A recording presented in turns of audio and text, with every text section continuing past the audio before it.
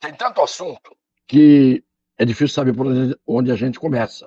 Mas eu vou começar por uma cena que eu vi hoje de um discurso feito pelo robusto ministro da Justiça, Flávio Dino, dirigindo-se a um palanque que estava ali a ouvi-lo, composto entre os principais personagens, da esquerda para a direita de quem via a imagem, Janja, Lula, Alckmin.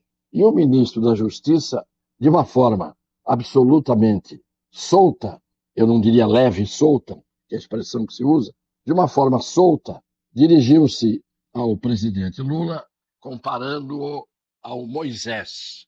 Sim, ao Moisés, que todo mundo sabe, todo mundo conhece pela história bíblica quem foi.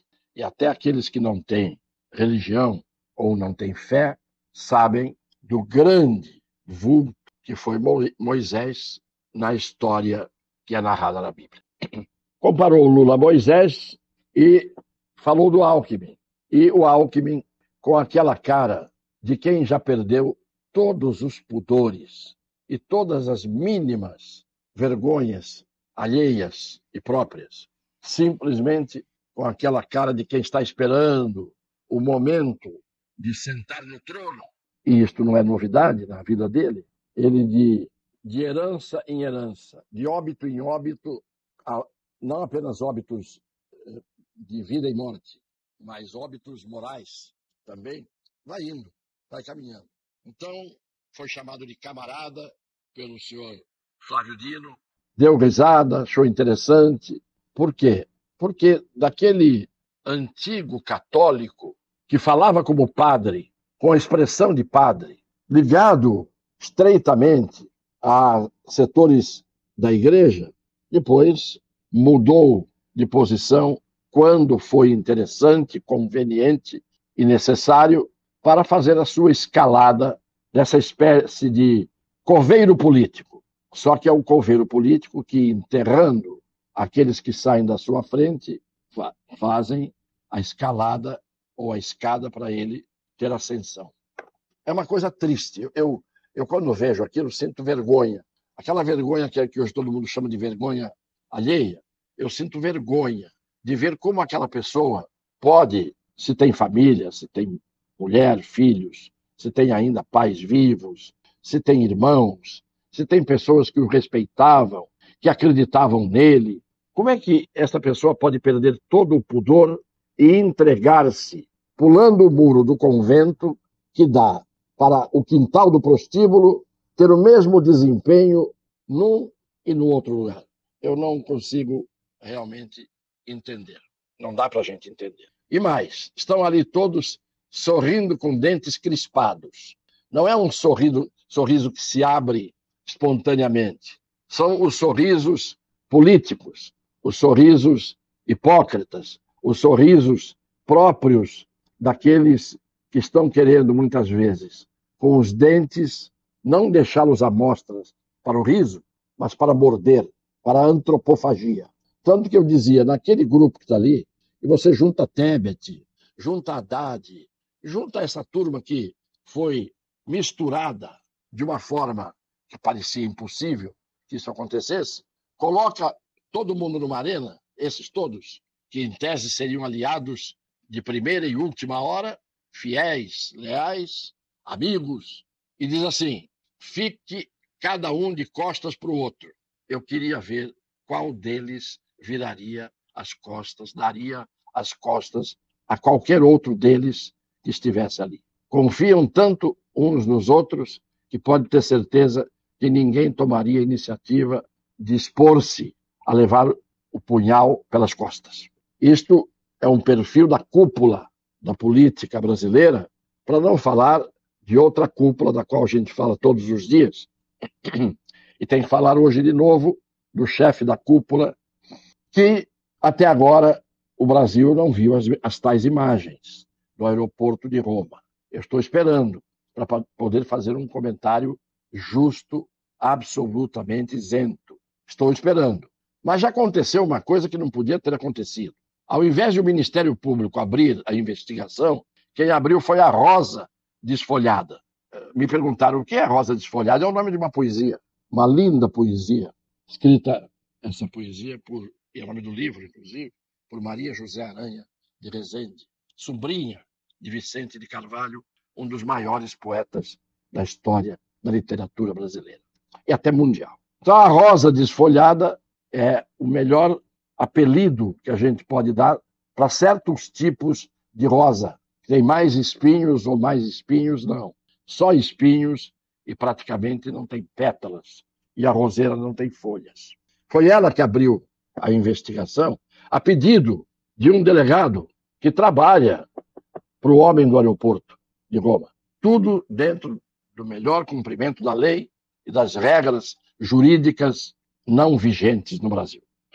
Pois bem, o que aconteceu de absurdo? Quem é o primeiro a ser ouvido como regra, quando pode ser ouvido, quando está vivo? Quem é o primeiro a ser ouvido? Normalmente a vítima. No processo penal, é a vítima. Quem é o último a ser ouvido? O réu, o acusado. Esta é a regra.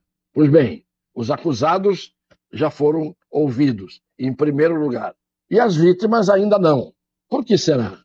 O princípio da ampla defesa daria o direito a que, quando os réus fossem ouvidos, os acusados fossem ouvidos, já soubessem o que pesa contra eles. Agora está invertido. As vítimas são ouvidas por último, provavelmente para poder trazer uma versão que todo mundo já pode ter, desde conhecido até elaborado, de uma forma mais adequada para ajudar as vítimas. Vejam que em cada detalhe, o que a gente vê como regra é a lei desrespeitada. Código de processo penal. O réu é o último a ser ouvido. As vítimas, em princípio, são as que dão as queixas, são as que oferecem a representação, são as que contam o que aconteceu com elas. Essas vão contar por último. Não sei se vão contar fielmente. Espero que sim. O outro assunto diz respeito a esta figura que me causa, sinceramente, desprezo, que é o senhor Jean Willis. E hoje eu posso falar isso sem que alguém possa me dizer que eu sou um homofóbico, porque não tem nada a ver com homofobia o que eu vou dizer. O senhor Jean Willis foi eleito, depois se mandou, renunciou ao mandato e foi embora do Brasil e ficou 4 anos fora do Brasil. Agora ele volta e, pelas mãos de dona Janja, ele é colocado na Secretaria de Comunicação do governo. Mas qual é o assunto que traz o Jean Willis aqui? Todo mundo sabe que o senhor Eduardo Leite, governador do Rio Grande do Sul, é declaradamente homossexual. Todo mundo sabe disso. Ele disse, numa entrevista dada ao Pedro Bial, ele disse, sem problema nenhum, que ele é homossexual. Pois bem, o que ele fez agora? Ele, com a determinação do governo federal de tirar as escolas cívico-militares de funcionamento, pelo menos no que diz respeito à União, quer dizer, ao governo federal, vários governadores, entre eles o governador de São Paulo e o do Rio Grande do Sul, já disseram que vão continuar com as escolas, porque melhorou muito a disciplina, melhorou muito a qualidade de ensino, melhoraram as notas dos alunos e assim por diante. O que disse o senhor Jean Willis? Que todo mundo sabe que é homossexual. E se não fosse ele que tivesse dito o que ele disse, provavelmente ele já estaria preso. Ele disse pura e simplesmente o seguinte, que o senhor governador Leite, do Rio Grande do Sul, é daquele tipo de homossexual que desenvolvem libido e fetiche em relação ao autoritarismo e aos uniformes. Se for branco e rico, então, palavras do senhor Jean Willis. Preconceituoso, homofóbico, e é um paradoxo. Ele, como homossexual, pôde dizer isso do governador homossexual. E vem dizer que o governador, porque quis manter as escolas que estão dando certo, tem fetiche e libido em relação ao autoritarismo. Que autoritarismo? Tem uma escola que dá resultados. E aos uniformes. Ele que fale sobre os seus fetiches entre 4 paredes, porque não interessam os fetiches dele, nem de ninguém, expostos publicamente. Mas aí a prova. Queixa-se de preconceito, queixou-se tanto de preconceito, e na primeira oportunidade disparou o seu preconceito, a sua homofobia contra um outro homossexual. sexual. Este é o caráter, esta é a importância cívica, política, democrática do senhor Jean Willis. Depois vem o Lula, repetindo discursos, e cada vez ele diz uma coisa. Desta vez foi dizer, aí vem a polícia e prende o sujeito que roubou um pãozinho na padaria. Já falou, numa outra oportunidade, daqueles que roubam celulares para vender o celular, para poder matar a fome. Depois fala de quem rouba remédio, porque tem alguém que está necessitando tomar remédios. E o governo, que rouba de todos nós, ao permitir que as indústrias farmacêuticas nos roubem. Ele está preocupado com o ladrão de remédio, perdoa. Está preocupado com o ladrão de celular, que tira o celular de uma pessoa que fez muito esforço para poder ter um celular. Mas é um coitado que rouba o celular para poder vender o celular e matar a fome. O pãozinho de padaria, a mesma coisa. Veja o estímulo, o exemplo, a palavra do supremo mandatário da nação, dando um péssimo exemplo. Aliás, não é de se estranhar de quem venha o exemplo, porque de bons exemplos nós não estamos acostumados a ter por parte do atual presidente, que cada vez está pior. Sorte do Alckmin, que vai sorrindo amarelo, até o momento em que ele se favorece, como a história mostra. Mas não acabou. Quais são as armas usadas pelo crime organizado, que hoje praticamente são as Forças Armadas no Brasil? Qual é a maior força armada no Brasil? Crime organizado. Narcotráfico, crime organizado. Eles fizeram a parte deles. Foram se armando, foram se organizando, foram criando relações com as comunidades, enquanto os governantes viram e permitiram. Hoje, eles são quase que invencíveis e tornaram-se não apenas bem relacionados com as comunidades, porque protegem as comunidades até, mais do que o Estado brasileiro protege as pessoas. Pois bem, nós desprotegidos não podemos ter arma. O plebiscito que foi feito não faz muito tempo deu vitória aos que achavam que as pessoas tinham o direito de se armar.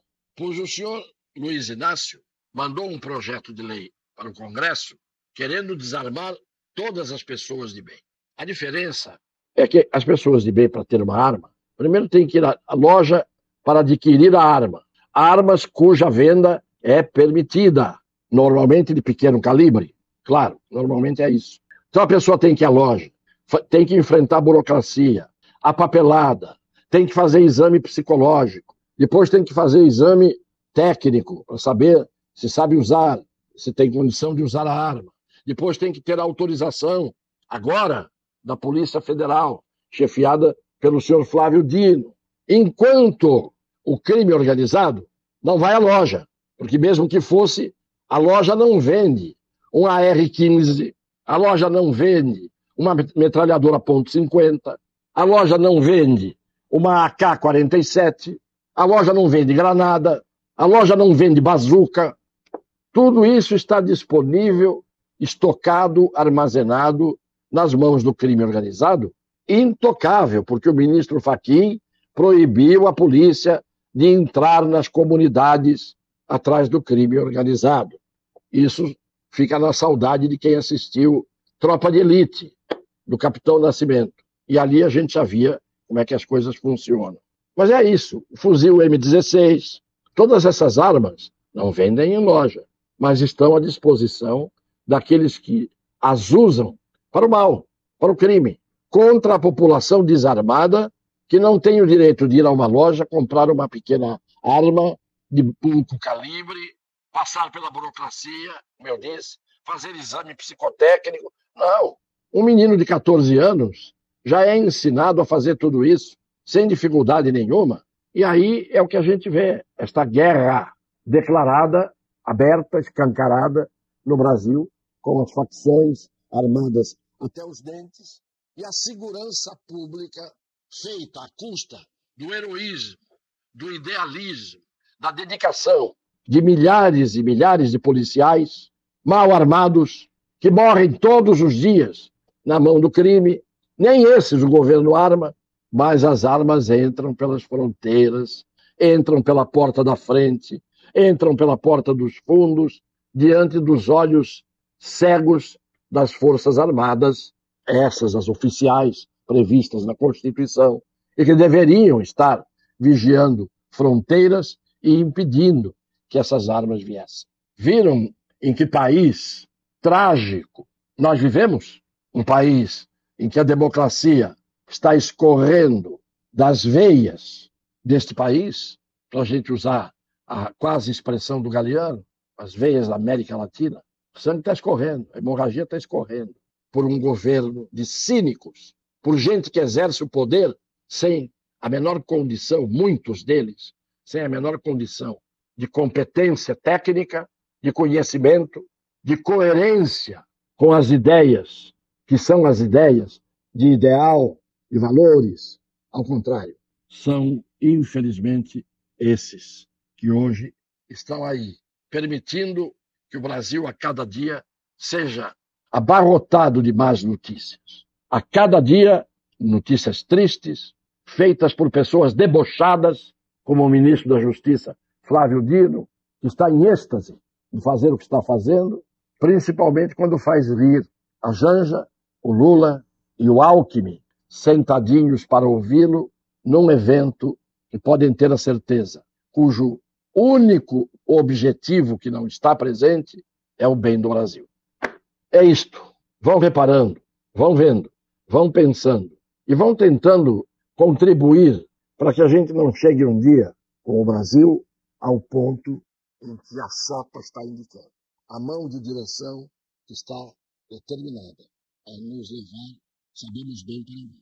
Eu peço aos algoritmos físicos, aos algoritmos robôs, esses têm que ser educados e trabalhados e manipulados para terem a mesma ideia. Peço aos algoritmos físicos que pensem um pouco no país, de suas famílias, de seus filhos, e vejam o jogo de quem eles estão fazendo ao cancelarem, ao cortarem, ao calarem aos poucos aqueles que falam a favor do direito, da justiça, da decência, desses valores antigos que estão cada vez mais indo para o museu, para o antiquário das inutilidades. Um beijo no coração das pessoas de boa fé.